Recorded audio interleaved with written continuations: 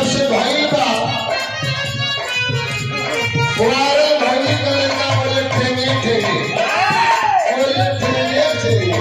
लेकिन भाई सुना वो ठेंगे भाई के गाँव में भेज दो लेकिन मेरा क्या है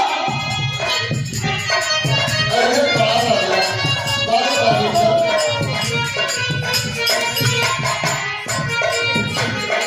ये ठेंगे मेरी काम भला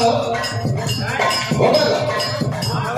शनि जब कमाए कल कटिया राजा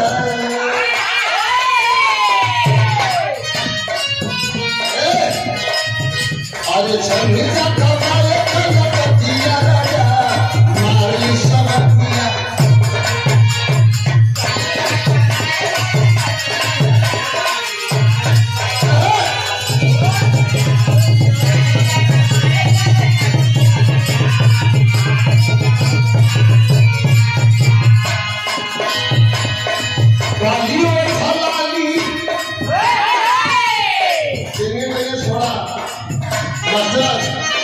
तू हमारा भूल गया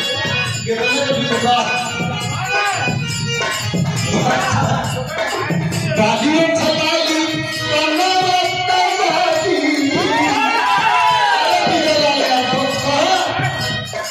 गालियों छलाली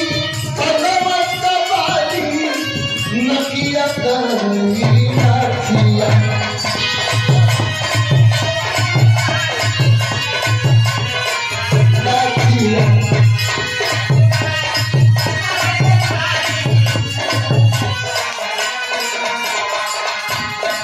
बालियों खलाती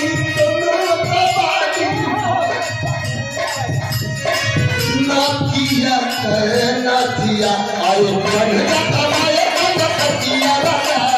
सारे सब किया राजा